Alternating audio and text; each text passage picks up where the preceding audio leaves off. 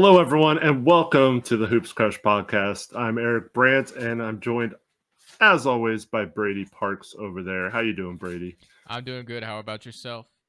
Oh, not too bad, man. Just going through another week.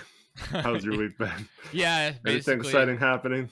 Not really. I've been taking my kids to hello appointments, and it's just been a very busy week for me. But glad I finally got the last one over. And of course, it's also been a crazy week in the NBA as far as news are concerned. So we got quite a bit to talk about today.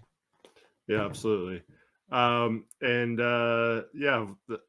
here, the ice finally melted last weekend, and things are back to normal. Just rainy and overcast instead of uh, icy. So Ayton can make it to the games again and all that kind of stuff. Yeah, that's always great news to hear. We need Deandre Ayton out there, of course. We need him dominating. All right, so yeah, let's get into the Blazers week since we last spoke.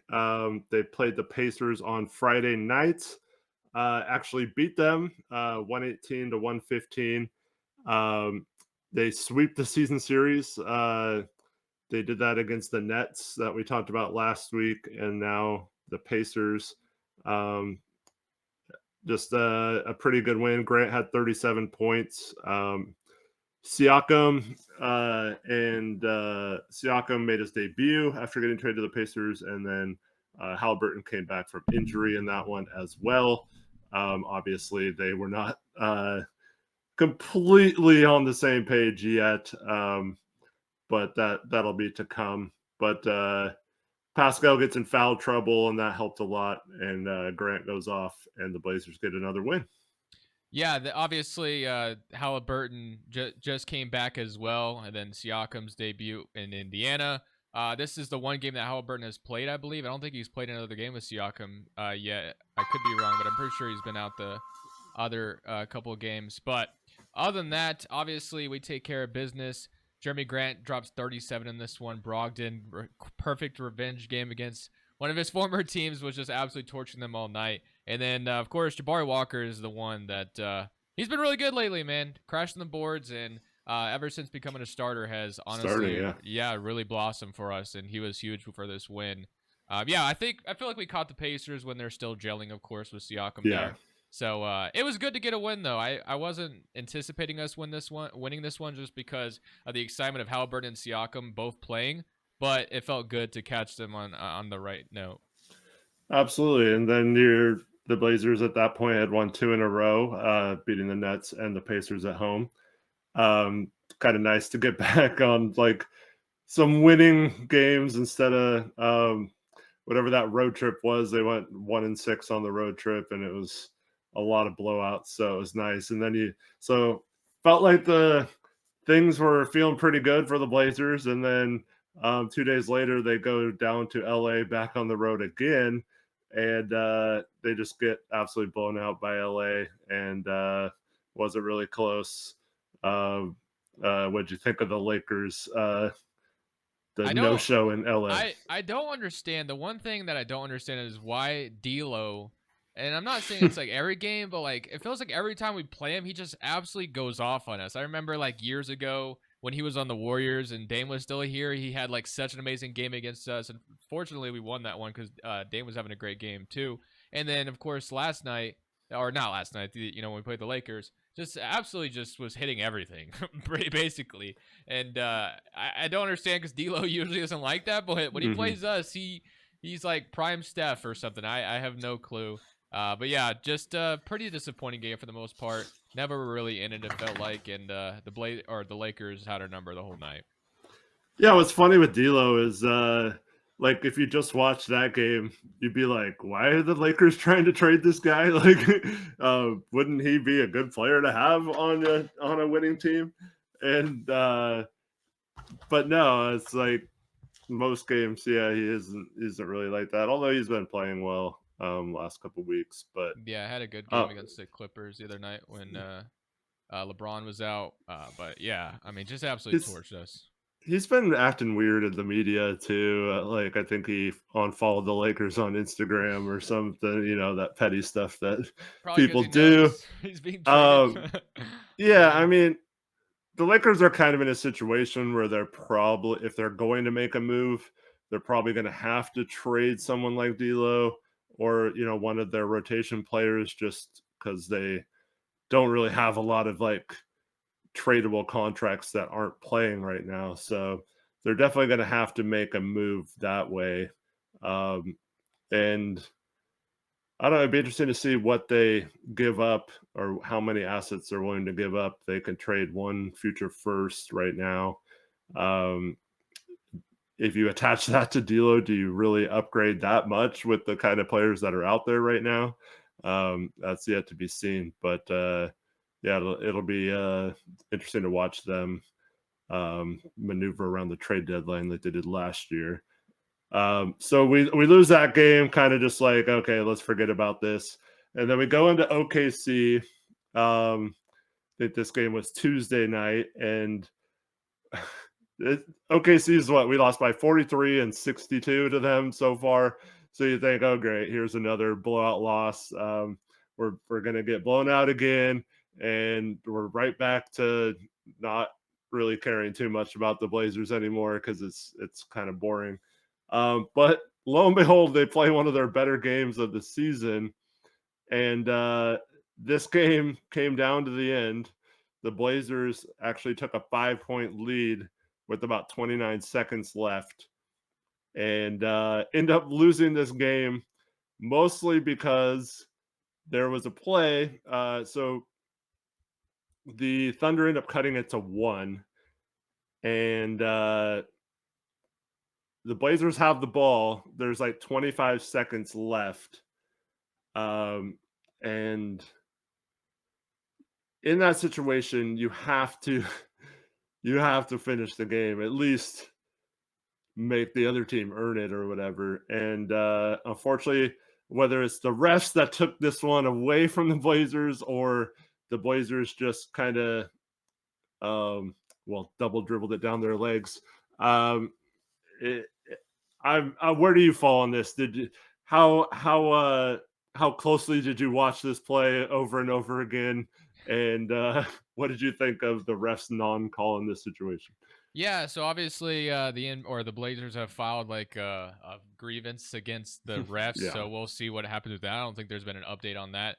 But as I was telling Eric, every angle that I was like, and I only saw like only a couple, I feel like, but I couldn't tell if Brogdon was calling a timeout or not. Eric has since told me that he clearly is saying timeout, but I didn't see that one. Mhm. So it does suck for that to happen because and then for Chauncey to get double teched, and I assume obviously Chauncey's behind the ref, and I know the ref has his back turned, but I'm gonna assume in that scenario Chauncey's yelling timeout. Yeah. And I know maybe the ref saying Yep. Brogdon didn't have full control or whatever, but it feels like it clearly does. And I Yeah. think a timeout should have been granted to us. But unfortunately, the the refs decided no, not at all, and then they get the tech, and then they tie the game up, and I believe isn't it Jalen Williams that hits the game winner on us. So Yeah. that was all she wrote from there. So yeah, really Well, unfortunate, really unfortunate. mm. And for those that didn't really see it, so the Blazers dribble the ball, or Anthony dribbles the ball up, passes it across the court to Malcolm, who dribbles across half court, picks up his dribble in a kind of a bad spot, but he grabs the ball like he's calling timeout, and then goes to turn. And you can, like I said to you prior to this, I clearly see him yelling timeout. I clearly see Chauncey behind him yelling timeout. Um, and so he turns around like you normally would when you're calling timeout to shield the ball. And I don't know if he thought timeout was granted or what, but so he just like stands there for a second, nothing happens. And then you got people swiping at the ball. He's being double teamed. And then all chaos ensues from there. So he ends up, I think he gets hit in the face. It's kind of hard to tell. He says he got hit in the face. Um, but the ref's last 2-minute report doesn't say anything other than the double dribble was the correct call. Um, and then yeah, so then Chauncey runs up to the ref, and I don't think it was like an intentional like hit the ref or anything, but he bumps him or runs into him kind of, and then yeah, once he gets a technical, he just loses it, and I don't probably rightfully so. I mean, I don't know how a ref can't anticipate a timeout being called in that situation, and you're standing right there next to the action. So I do feel like the Blazers got hosed here. Do you feel like that cost them a win, or do you think it's just part of the game and they should have handled it better? I mean, yeah, I think it definitely cost them a win. I'm definitely curious, even if the NBA like decides something, like what is even going to, like, if it does go in our favor, what would they even do? Like, uh, restart the game from that spot? I don't No, I know. think I what know. happened is they'll just be like, "Sorry, they didn't hear it. You you called timeout, but the refs have to hear and acknowledge it, and you have to play until that whistle happens." So I think even if they're like if they win the protest, which I don't think they will, but Yeah. if even if they do, I think they'll just say, "Sorry, there's nothing we can do to fix it." Um, Yeah, I I was mean, gonna kind of, say it's not even in the NBA's like it's not even in their best interest to be like, oh well, you guys were right, so yeah. we'll do something about it. Like, what are they Well, even gonna do? because where does the line be drawn? Like Yeah. you could then replay any game that has a missed call or Yep. uh, anything like that if you open up that box. So I just think they'll probably or maybe they'll rescind Chauncey's technicals or something and not fine him for those. Maybe But they can find the refs potentially. I don't know. Other than maybe that, I I don't don't know. know. Yeah, so But yeah, don't listen, I mean, expect much. they just missed it. Like, I don't know what you're supposed to do to the refs because they missed the call and or Yeah. missed didn't see it. But Now, I don't. It's hard to real quick. It's hard to remember like a time where you're watching a game and someone calls a timeout and the refs don't grant it or don't call it. Like it's very rare that you see that because I mean the refs have to know the who has timeouts and they're always aware of that. And so if you get double teamed in that situation and you have a timeout and you turn with the ball and are holding it like this, like what else is he doing there other than trying to call a timeout? He wouldn't let himself get trapped and just waste our timeout. So yeah, I'm not really understanding how the refs can miss that. yeah, I feel like if I think this was in the in-season tournament, if I remember correctly. It might have been a different game, but if the Lakers could get a timeout in that one weird possession Oh, when they didn't have the jeez. ball, then Yeah. we should have been able to get a timeout in that situation, I feel like. Yeah. You're referring to a play where the ball is loose. Reeves doesn't even have control of the ball, and like someone else, it was at LeBron or someone is calling Yeah, timeout on yeah. the other side of the court, and the refs grant timeout, and the ball is like Reeves isn't even Yeah, close to the ball or holding the ball, no possession, and they granted the timeout, and yeah, that was just ridiculous. it really Go was. look that up if you haven't seen it. It's bad. It's really So bad. yeah, they get a timeout when they don't even have the ball in that situation. Brogdon clearly has the ball and is calling timeout, and Chauncey's the only timeout, and we can't even get it. But yeah, then SGA misses one of the two free throws, so they tie the game. But fortunately, they have the ball then. I think there was about 15 seconds left, and they bleed some of the clock and end up hitting another Jalen Williams shot with just a couple seconds left, and or was there like 1.6 seconds left or something like that, or 2 seconds or something? I forget how much time. But Blazers go down two. No Chauncey, and I don't know where Scott Brooks is because he escorted Chauncey off the court. So I don't even know if he was in the huddle. But the Blazers, I thought, drew up a great play at the end, and they end up throwing a lob to Deandre Ayton, who was wide open on a curl, and unfortunately, Malcolm was throwing the inbounds pass, and he threw it low and behind him, so it never even got to him. Got stolen, but I thought it was a good play and would have tied the game if it was a better pass. Um, But yeah, unfortunately, the Blazers lose a heartbreaker there. I feel like if we were like trying to compete for something this year, I'd be a lot more mad about it. Right. But since we suck, it's like whatever, I guess. Like the goaltend in Utah. Yeah, like that Good. was different. That one made me mad, but Well, see that one. I believe the Blazers protested that game as well, and yeah, they didn't do anything about it. it was just like, yeah, we missed it. Too bad, it's part of the game. Yeah, Uh, unfortunately.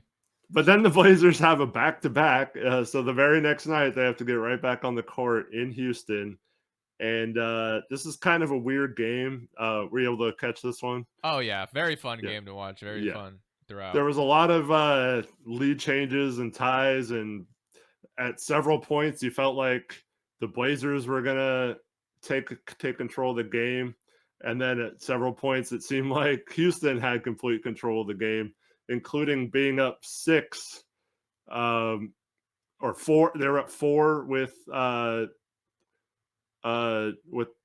about 15 or 16 seconds left when Malcolm Brogdon hits a 3 to cut it to 1. The Blazers end up fouling. Oh no, Brogdon hit that 3 with like 3 seconds left, and then they had a foul to give, so they had to foul, and then they had to foul again, and then both free throws are made, and then the Blazers call a timeout. They try to run a double screen for Anthony, but Houston's in like a different defense than they anticipated. And so Brogdon probably should have gotten a 5-second call, but he throws it up to Jeremy, who ends up banking in a 3, might have traveled again.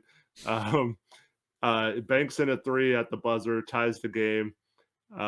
And we head to overtime, and then the Blazers take control in overtime and get the victory. Anthony in this one had 33 points. Pretty good game from him. Yeah, I feel like you had it all in this game. You had Scoot Henderson get off to a great start. Deandre Ayton actually had a good game as well. Definitely missed a few crucial buckets down the stretch. Anthony Simons was cooking all night. Thibault in that I believe it was the fourth quarter, just so many steals, getting in the passing lanes. It just felt like we were getting in transition so much in the fourth or the third. I can't remember what it was, but Thibault was just absolutely amazing all night. And then Şengün, of course, always really fun to watch. Gives us 30. Jalen Green, he had Jalen Green talking smack to Anthony Simons. So Simons responds. So I feel like this game pretty much had everything you could have wanted. And then, as you said, that last play, Jeremy Grant like catches it and then like takes like 2 or 3 steps to the right and banks in a 3 to tie the game. And I was just like, wow. I don't know what it is about Jeremy Grant, but catching the ball high and then like taking 2 steps or 3 steps and then banks it in. Did that against Phoenix, of course, as well. And then, yeah, in overtime, we just absolutely took control. Malcolm Brogdon just basically took over the game. It felt like an OT, and that was all she wrote. And I didn't think we had any business winning that game down the stretch. Like, no. of course, like throughout the game, it was close and competitive, but I felt like the Rockets had it, in the bag, and then they find a way to let it go, which I was quite surprised by. But Grant obviously saves the day with that huge shot at the end. Really good play. And I'm just glad it was a fun game overall, really fun game. And it was cool to see it win. Yeah, so that means the Blazers have now won 3 out of their last 5. Should probably be 4 out of 5 because when you're up 1, there was not enough time for the Thunder to bleed out the clock. So the Blazers at worst would have been shooting free throws to go up 2 or 3. So you figure they should have probably won that game. Refs took that one, but still 3 out of 5. We'll take it, right? With the way this season's gone. Unless you're hoping for them to lose every game. I don't know where you stand on that, but no, not really. I'm just, I'm not really rooting for anything, honestly. If we win, that's great. If we lose, I don't really care either. It's definitely unusual territory for me. I mean, obviously the last couple of seasons have been like this, but ever since I took over being a Blazers fan for the most part, we've always been in the playoffs. So, this is the first year where we're like at the beginning, we're not actually trying. Like we are trying, but like obviously there was no expectations this year, so it's different territory. But I'm along for the ride, and I'm hoping, obviously, at the deadline we get a lot of things done to put this franchise in the right steps going forward. Because I think Cronin can do a lot of good things if he does what we all expect him to be able to do, but we'll see what happens. Yeah, absolutely. So is there anything else Blazer wise that you've Yeah. noticed this week? What else do you want to talk about? I want to talk about the quote from Deandre Ayton really badly. Oh yes. Okay, Just here we go. absolutely weird and just crazy. I All don't right, so even know. say what the quote is, or Yeah, so I'm sure most of you guys know watching this. He says that I don't know it word for word, but he says, "I'm a max player and will continue to be a max player. I have nothing left to prove," which makes literally zero sense to me, and I think it makes zero sense to everyone else. I'm not sure where, after this contract, I'm not sure he'll ever be a max player ever again. So I don't really understand why he's saying this. It's just so weird. I couldn't even believe it was real. I thought it was fake at first, but it seems like it's genuinely real. And I'm not sure why Ayton has that sense of entitlement. It doesn't make any sense. Like, yeah, I guess he's gone to an NBA Finals, whatever. I don't know if that's why he thinks that, but yeah, man, the quote, I hate it. I absolutely hate the quote. Like, it's just such weird mentality. Yeah, I completely agree. And then did you see what he posted the next day No, I don't think I did. on Instagram or something? He posted some song lyrics, and it was about like counting your money or something, stacking your money. Or, Oh yeah, my god. not caring about anything as you count your money Oh my was the gosh. basic premise. I'm paraphrasing. I don't know the exact words, but it was something to that extent. It's like, dude, the awareness of this guy is just so low, man. Like, dude, like you can think those things. Like it's normal to think those things. You don't say them out loud, especially when there's all kinds of questions about your attitude and mentality and all this kind of stuff. You're just proving everyone right when you say that kind of stuff. So yeah, it's really frustrating. And I don't know, man. I I was open to Ayton once he was a Blazer, but I have a hard time rooting for people that have that kind of attitude and who think about things in that way.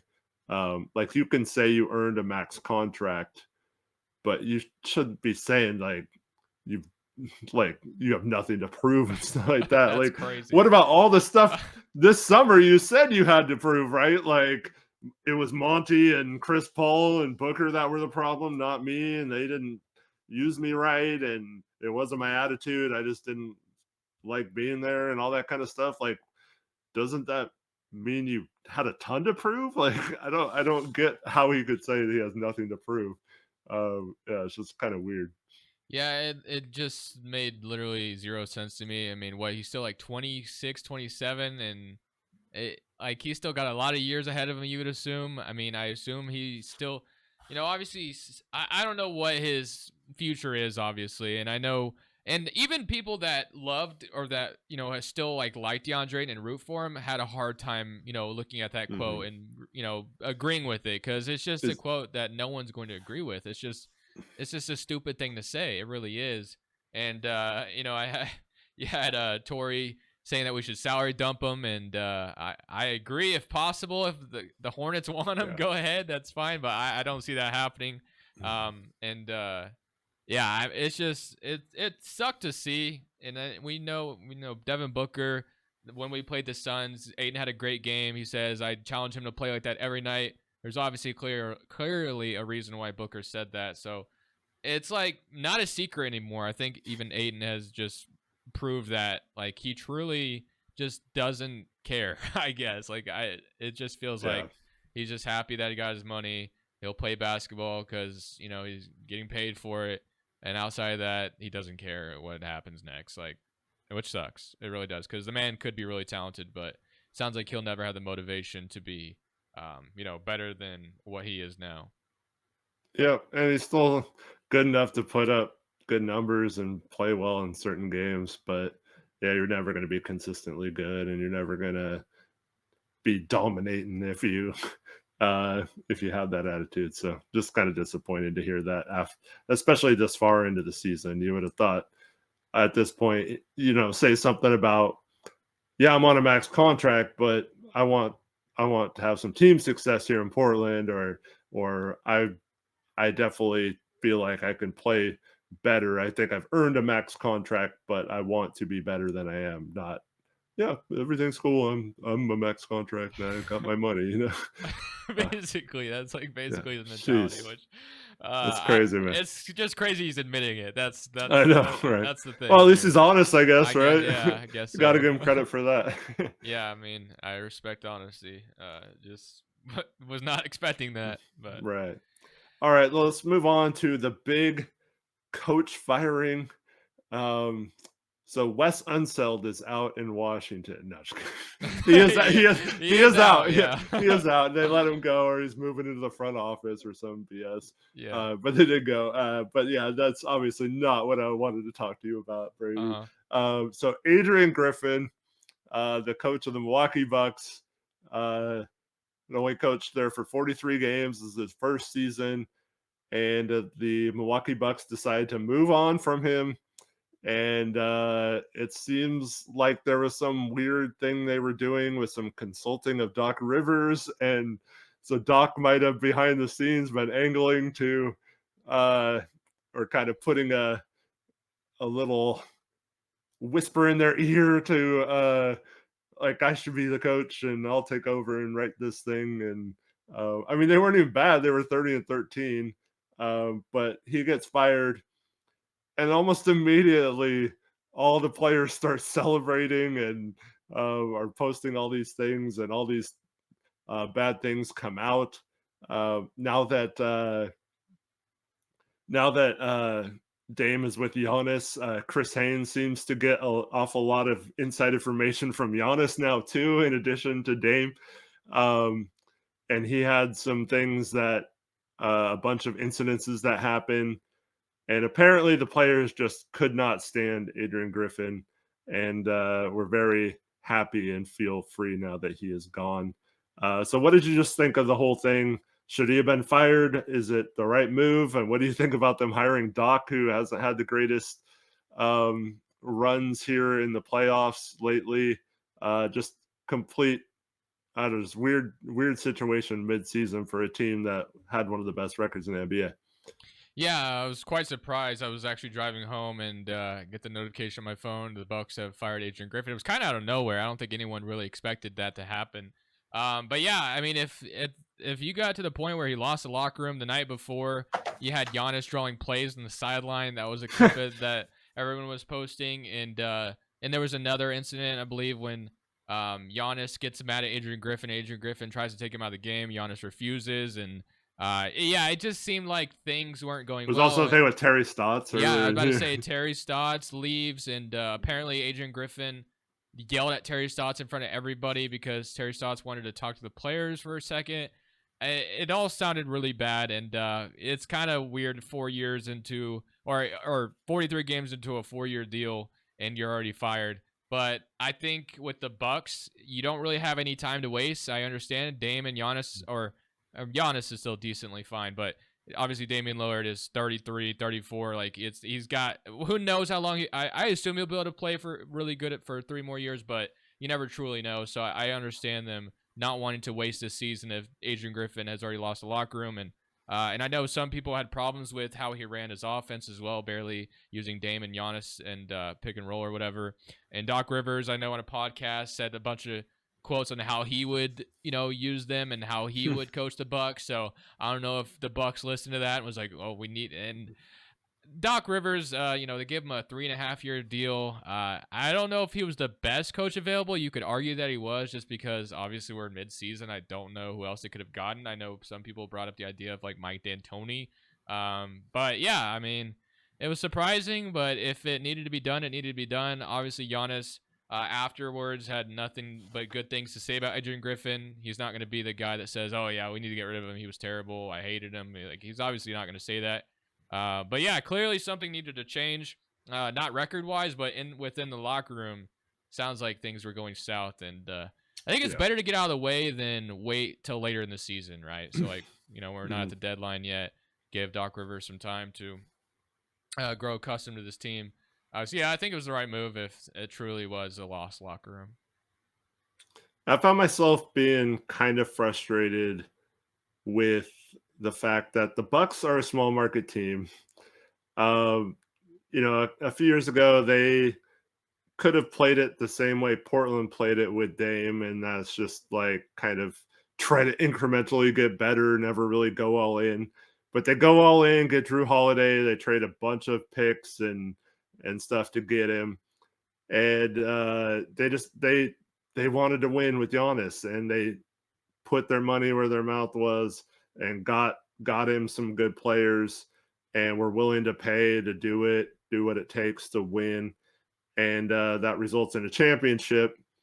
And then they're not satisfied there. They end up trading for Dame, and then like this is a move that only a team that wants to win makes. Like a lot of teams, including the Blazers, would not fire Adrian Griffin in this situation. They would be like, no, we're not eating all that money, and so I applaud them, and I'm kind of jealous that they're willing to admit mistakes, first of all, and then second of all, just willing to pay what it takes to get rid of them. There's no salary cap for coaches, so it's just out of the team's pocket.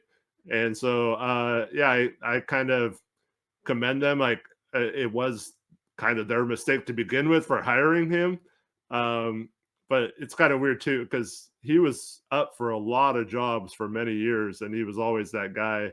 Him and Darvin Ham were those guys that were always like, oh, they're going to be the next guy, And so he finally gets an opportunity, and I don't know if he's going to be a head coach again with the way some of these things came out about him. But yeah, it's just I think it's cool that the team identified it as a problem, took care of it, were willing to pay to take care of it, and are that dedicated to winning with Dame and Giannis that they're willing to do that. Yeah, one day we may get an owner that's gonna do the same, man. That's all we can hope for. Maybe. So speaking of Dame, just a couple hours ago, he was named as an all-star starter for the first time in his career. What are your thoughts about Dame finally getting that nod? Yeah, as soon as it happened, no surprise, Twitter goes in flames. Everyone hates that Dame's a starter. Yeah. And I know a lot of players get hate, and it might just be because we're Dame fans or Blazers fans, but it seems like Dame gets so much hate, it's not even funny. But I mean, he's been a great player for his whole career, and this would be his first time starting. I know Brunson or Maxey, some people even threw Derek White in there, guys that deserved it over him. But I think Dame deserves at least one All-Star start. I don't think that's the worst thing in the world, and I'm very, very happy for him. And the Bucks are good. He's been decent this year, of course. And then obviously Brunson's been really good. We know that. But I think Dame deserves it. I really do. This is a long time coming. Yeah, my opinion. If you're gonna have 50% of the voting process be the fans, you have to live with them picking who they want to be starters, not necessarily who the best is. And Brunson has more of an advantage. He's got the New York market on his side.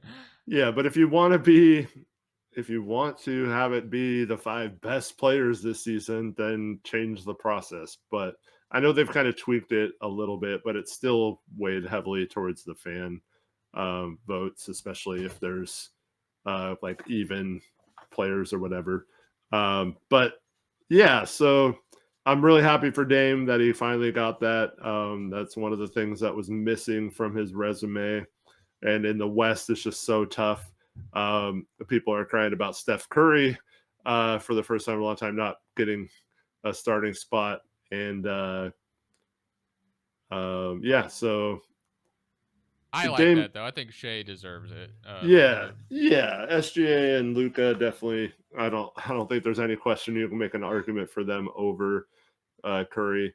But yeah, I mean, Brunson is having a great year. There's no doubt about that, and he will be an all-star. So I don't think it really matters that much, but I'm just happy that Dame finally got that nod. Because Brunson wasn't even an all-star at all last year, right? He was one of the snubs. He should definitely get it this year for sure. Mm-hmm. So I definitely expect him to be an all-star. So yeah, it sucks he's not starting. I get it, but I think eventually he'll probably get one, especially if he keeps playing the way he is. And Um, people act like Dame's been a bum. I mean, he's still averaging, what, 25, 26 points a game. yeah, Has had some really good games, some really good moments, a couple game winners or times where he took over at the end of games. And a lot of that might have been the coaching now, that maybe we'll see a shift in Dame more towards the player we're accustomed to. But it's not like he's been, I mean, he's been bad if you're just thinking of it in terms of like how good he was the last couple of seasons in Portland. But I don't think he's been bad in terms of oh, he's a bum. It shouldn't be an all-star type player. yeah, definitely not. And then of course, like I said, this week was crazy. You had Cat and Joel Embiid on the same night. Joel Embiid dropping 70. Cat had like 44 at half. Ends up, I believe, with 60 something, if I remember correctly. 62, I think. Yeah, something And like they that. lost. And they lost, and apparently his plus minus was 0, which is just absolutely insane to think about. When you drop 60, your plus minus was 0. That's so wild that even like fathom. And then with that also happening, we did have a trade this week. Mhm. Terry Rozier has been traded to the Miami Heat for a 2027 live protected first round pick.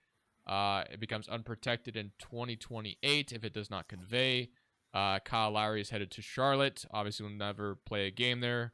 And then Rozier is going to actually made his debut last night with the Miami Heat. I don't know how he's doing tonight. But what are your thoughts on the trade for Miami? How good do you think Rozier makes them? I don't know how good it makes them. It definitely helps them, I think, despite if they lose again tonight and lose back-to-back games since they got him. But I think he's the type player they needed. He's having a fantastic year. He's appeared here on Who's Crushing It several times, and played really well without LaMelo. And I think once he gets comfortable there, he'll be really good. I feel like their defense, especially in the playoffs, is good enough, but they always were kind of missing that dude who could just get him a bucket. And Rozier's that guy. And I feel like the price to get him, I mean, giving up a first is tough, but I think it's a pretty fair value for him. And also think it was a good move by the Hornets to move on from him and get out of his salary for future years and get that first round pick for him as well. So I thought it was a good trade for both teams. And once Rozier gets comfortable, I think he'll help them.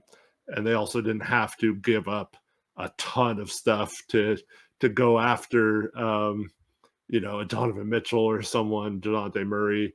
They probably have to give up more for him. So I thought it was a solid move for both teams. Yeah, I agree. I think Rozier is a really good upgrade for the Heat. Obviously, the point guard position. Apparently, they might still be interested in Tyus Jones. Would love that for them as well. And then Charlotte set themselves up very beautifully at the deadline. If there is some teams desperate to get off some money, Charlotte Mhm. has two very very big expiring contracts with Kyle Lowry and Gordon Hayward. So they have Yeah. set themselves up to potentially turn that Rozier trade into another first round pick, obviously taking on bad salary within that as well. I was doing a video on this the other day, thinking about it, and some of the bad contracts I thought about, and I don't know how desperate these teams are going to be to get off these contracts, but for example, if like the Hawks are desperate to get off a bunch of salary, they have a lot, and I don't know what the Hawks' direction will be. You have John Collins in Utah if they're desperate to get off of him after just getting him. Jordan Poole, I don't know how much the Wizards would rush trying to move him, but I don't see that one. And then, as I mentioned earlier, Tori brought up the idea of Deandre Ayton, but I don't know if the Blazers are really desperate to get off of him. And I Yeah. don't think we should have a pick we should be trading anyway to get off of him. Mm. Unless the Hornets are just amazed by Ayton, then you can have him, I guess. But Yeah. other than that, yeah, I think the Hornets set themselves up. I'm sure there's going to be some player we're not even Ben thinking. Simmons, maybe? Ben Simmons was another one I thought of, but honestly, I feel like the Brooklyn Nets should almost keep him because next year's contract is $40 million expiring. Yeah. So whether that is used to go trade for a star or take on salary and get a bunch of picks or whatever, that I feel like they should almost keep Ben Simmons in that scenario. If like there was like 3 or 4 years left, then absolutely maybe do that. But I think since 2 years, I would almost keep him if I'm Brooklyn. Well, apparently, he's close to playing. Yeah, He has Monday been apparently practicing might with be the coming G League, back. so yeah. So yeah. And so speaking of videos and you do so, just want to prop you up here. Go check out his YouTube channel, Crushables, right here on YouTube. So yeah, it's a great channel. He does all kinds of rebuilds and stuff like that. Including, you said you just did one about Miami Yeah, or Miami, Charlotte. Charlotte. I did both Yeah, of them, both sides of that nice. trade. Yep. So go check that out if you would. Go subscribe to his channel. And then also, if you're not subscribed to this channel, Blazers Uprise Podcast, if you don't mind leaving a like and subscribing, we really appreciate it. And also, thank you to everyone who leaves comments, even if they're not positive. We appreciate you watching and commenting on the videos, but also thank you to everyone who's been very supportive, and we get a lot of kind words are sent our way about the show. And so I'm glad you guys have been enjoying it, and hope to continue to bring this to you for a long time. But that being said, let's talk about who's crushing it this week. Who is your first guy for who's crushing it? It's the guy that hit a clutch shot against us down the stretch. He's been very, very good for the Oklahoma City Thunder. That is Jalen Williams. He's been pretty amazing as of late. I didn't have to do too J much Dub? last. Yeah, J Dub didn't have to do too much last night because the game kind of ended up being a blowout. Which that game was a lot of fun, especially when Wembanyama dunks on Chet and starts talking smack. I didn't realize Yeah. those two didn't like each other. By the way, that I didn't know Yeah. that was a thing. That's cool. That's going to be a fun rivalry for years to come. But Mm-hmm. he had 20 against Timberwolves, 27 against the Jazz, 25 against the Clippers, and 25 against the Lakers. And yeah, he's been pretty good. Jim Williams is someone I never thought would be as good as he is, and the Thunder found themselves a gym with him. Yeah. My first one is someone we talked about earlier, but we played them recently. D'Angelo Russell, the last 3 games, is averaging 27 points and 8.3 assists on shooting 50% from three. So we already talked about it a little bit earlier, but he's been playing really well amidst the trade rumors. Yeah, my next one, even though I probably shouldn't have him on here, but he was a lot of fun to watch last night. That was Victor Wembanyama. has been Yeah.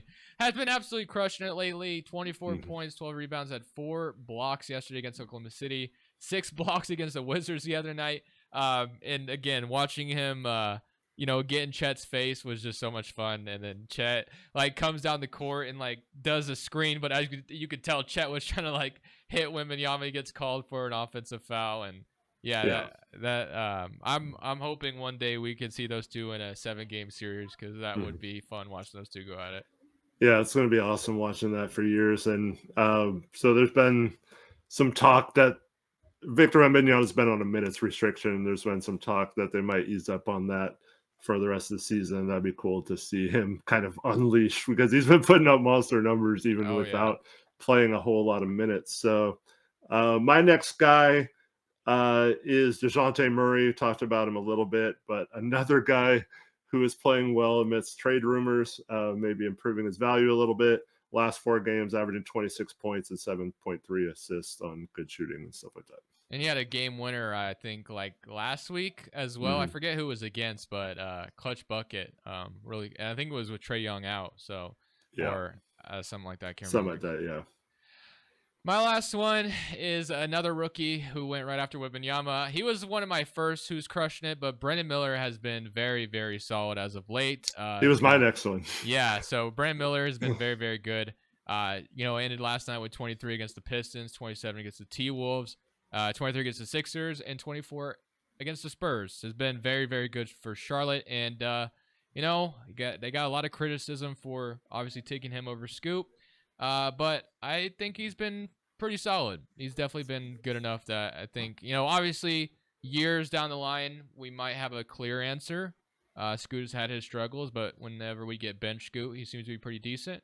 But Brent Miller is still having a good season for the Hornets in his own right. Yeah, over averaging 24.3 over his last 4, including shooting 45.2% from three. So really solid for him. It doesn't feel like when you watch him, he's just putting up big numbers on a bad team. It feels like he's actually helping them be competitive and stuff like that. And you can see how he could be a good piece on a winning team. So it's good to see him well. I thought outside of the the legal stuff, which obviously wasn't good. But if you're just talking strictly on the basketball court, I was really high on Brandon Miller. It's good to see that he's not, because he didn't look great in summer league, Yeah. and so it's nice to see him play well. And then I guess we should probably mention here. You mentioned it earlier, but Joel Embiid with 70 points. You got to include him and who's crushing it if he scores 70, and then Cat scoring over 60 as well. Even though he lost, Cat. Even though So they lost, and that's the one thing we forgot to talk about earlier too. I guess at halftime they had noticed that Joel scored like 70 or something, and they were trying to get him yeah, to beat Joel that night. Ugh. yeah, It, forgot to win the game though, guys. yeah. You got to win the Um, game in that yeah. scenario. Yep. So you have anything else this week for Hoops Crush? I think we talked about everything I wanted to talk about. Nice. So I don't got anything else. Yeah, so like I said, go check out Crushables YouTube channel. Leave a like on this video if you don't mind. Comment below your thoughts on everything that's happened this past week. Your thoughts on Dame being an all-star starter. Your thoughts on Adrian Griffin being fired and Doc Rivers being the coach is still weird to me. Thoughts on the Terry Rozier trade, and thoughts on the Blazers play of late. And if you want to, forget to mention this every week, but if you want to talk about who you think has been crushing it in the comments as well, go ahead and leave who you've been watching play well. That'd be cool to read all of your comments. So yeah, that's going to do it for this episode. Thank you so much for watching and supporting the channel and both Brady and myself.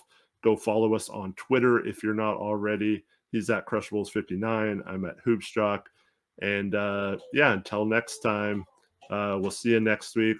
As always, peace out. Go Blazers.